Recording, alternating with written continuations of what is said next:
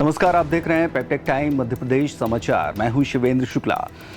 पहलगाम में हुए आतंकी हमले के बाद से भारत पाकिस्तान के बीच तनाव लगातार जारी है।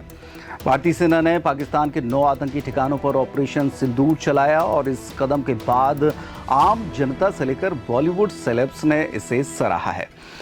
ऐसे में अब हम आपको उन एक्टर्स के बारे में बताते हैं जिन्होंने सिर्फ पर्दे पर ही नहीं बल्कि असल जिंदगी में भी देश के लिए वर्दी पहनी और युद्ध का हिस्सा बने। इसमें एक्टर नाना पाटेकर से लेकर गीतकार आनंद बख्शी तक का नाम शामिल है। दरअसल नाना पाटेकर की अगर बात की जाए तो बचपन से वे आर्मी ज्वाइन करना चाहते थे। साल 1999 में करगिल वॉर के दौरान नाना एक्टिंग छोड़कर सेना में भर्ती हो गए। नाना पाटेकर करगिल युद्ध में 2 महीने सेना के साथ जुड़े रहे। वहां वे क्विक रिएक्शन टीम का हिस्सा थे। क्विक रिएक्शन टीम में सिर्फ वही लोग काम करते हैं जो औरों से निपुण हो और हर परिस्थिति में लड़ने को तैयार रहें। हालांकि इसके पीछे एक दिलचस्प कहानी है। 1991 की फिल्म प्रहार आर्मी बैकग्राउंड पर बनी थी। इस फिल्म की तैयारी के लिए नाना ने 3 साल तक आर्मी की ट्रेनिंग ली, जहां उन्हें कैप्टन की मानद रैंक भी दी गई थी। बाद में वो सेना में सेवा देना चाहते थे। इसके लिए नाना ने सेना के एक बड़े अधिकारी को फोन किया और आर्मी ज्वाइन करने की इच्छा जताई। अधिकारी ने कहा कि आप आम नागरिक हैं, हम आपको आर्मी में नहीं ले सकते। नाना ने तत्कालीन रक्षा मंत्री जॉर्ज फर्नांडिस को फोन कर दिया। जॉर्ज फर्नांडिस पहले से उन्हें जानते थे। पहले तो उन्होंने मना किया, लेकिन जब नाना ने उन्हें अपना आर्मी वाला बैकग्राउंड बताया तब वे भी मान गए। उन्होंने हरी झंडी दे दी। इसके बाद हम बात करते हैं कि महाभारत के जो शकुनी मामा थे, यानी कि आपने महाभारत उस समय देखी होगी। शकुनी मामा का जिन्होंने रोल किया था वो भी भारत चीन युद्ध में लड़े थे। शकुनी का रोल निभाकर घर घर में मशहूर होने वाले गुफी पेंटल एक्टर बनने से पहले सेना में थे। साल 1962 में जब भारत और चीन का युद्ध हुआ उस वक्त वो इंजीनियरिंग कर रहे थे।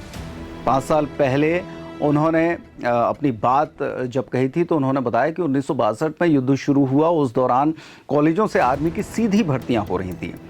हालांकि गुफी पेंटल हमेशा से ही आर्मी में जाना चाहते थे, इसलिए उन्होंने मौके का फ़ायदा उठाया और अप्लाई भी कर दिया। सिलेक्शन के बाद उनकी पोस्टिंग चाइना बॉर्डर पर आर्मी आर्टिलरी में हुई थी। वे उस दौरान वहाँ पर सेना में शामिल हुए। अब हम आपको बताते हैं महाभारत के एक और कैरेक्टर भीम की बात करते हैं। दरअसल भीम, जो कि महाभारत में भीम का किरदार जिन्होंने प्रवीण कुमार ने निभाया था, वे भी बीएसएफ का हिस्सा थे।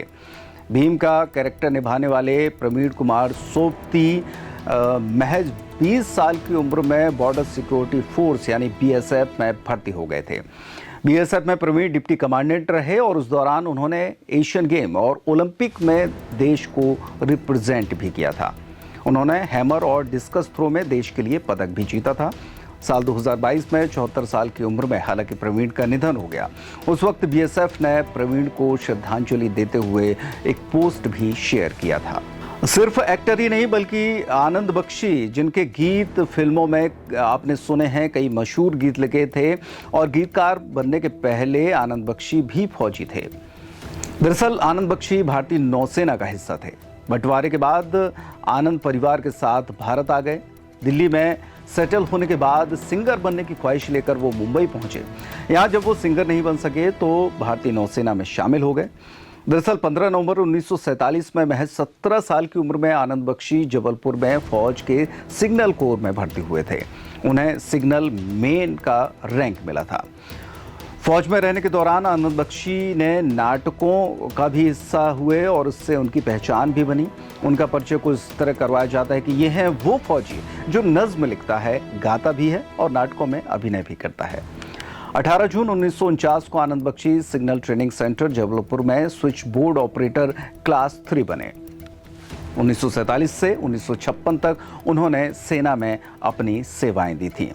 तो इस तरीके से सिर्फ आर्मी के अधिकारी, सैनिक या जवान ही नहीं बल्कि जो हमारा मनोरंजन करते हैं, ऐसे एक्टर्स, ऐसे गीतकार भी सेना में अपनी सेवाएं दे चुके हैं।